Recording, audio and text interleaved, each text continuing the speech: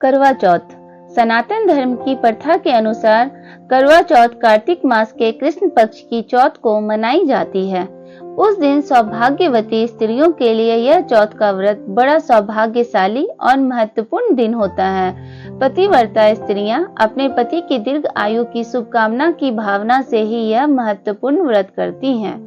इस दिन चतुर गृहिणी चावलों को पीसकर दीवार पर करवा चौथ बनाती है, जिसे वर कहा जाता है। इस करवा चौथ में पति के अनेकानेक रूप बनाए जाते हैं तथा सुहाग की अनेक वस्तुएं जैसे चूड़ी, बिंदी, बिछुआ, मेहंदी, महावर आदि बनाती हैं। इसके अतिरिक्त दूध वाली गाय, करवा बेचने वाली कुम्हारी, महावर लगाने वाली नाइन, चूड़ी पहनाने वाली मणिहारिन, 7 भाइयों की इकलौती बहन, सूर्य, चंद्रमा, शिव और पार्वती आदि देवी देवताओं के भी चित्र बनाए जाते हैं। साधक स्त्रियों को इस दिन निर्जल तथा निराहार व्रत रखना चाहिए। रात्रि को जब चंद्रमा उदय हो, उसके प्रकाश में चंद्रमा को अर्घ्य देकर ही भोजन करना चाहिए। पीली मिट्टी की गौरा की प्रतिमा बनाकर उसकी पूजा करनी चाहिए। करवा चौथ की कहानी।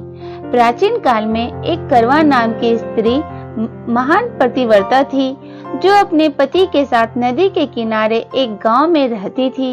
एक दिन उसका पति नदी में स्नान करने को गया। दैव योग से स्नान करते समय वहां एक मगरमच्छ ने उसका पैर पकड़ लिया। तब वह मनुष्य करवा करवा करके अपनी पत्नी को चिल्ला चिल्ला कर पुकारने लगा। अपने पति की आवाज को सुनकर उसकी पतिव्रता स्त्री करवा भागी हुई चली आई और उस पतिव्रता ने आते ही मगरमच्छ को कच्चे सूत के धागे से बांध दिया। मगरमच्छ को बांध करवा अपने पतिव्रत धर्म के बल से यमलोक में पहुंचकर यमराज से बोली, हे भगवान, मेरे पति को मगरमच्छ ने पकड़ लिया है। इस अपराध में आप अपने बल से मगरमच्छ को नरक में डाल दो। करवा की यह बात सुनकर यम बोले, अभी मगर की से आयु शेष है और तुम्हारे पति की आयु पूर्ण हो चुकी है, अतः मैं उसको अभी नहीं मार सकता। यमराज की बात सुनकर करवा बोली, यदि आप ऐसा नहीं करोगे तो मैं आपको श्राप देकर नष्ट कर दूंगी। करवा की यह बात सुनकर यमराज भयभीत हो गया। अंततः उस पतिव्रता के साथ जाकर उस मगरमच्छ को यमलोक को पठा दिया और उसके पति को दीर्घायु होने का आशीर्वाद दिया। उसी दिन से ये करवा चौथ व्रत मनाया जाता है और व्रत रखा जाता है।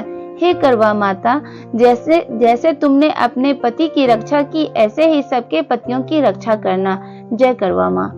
अगर आपको मेरा यह वीडियो पसंद आया हो तो प्लीज लाइक, शेयर और सब्सक्राइब करें।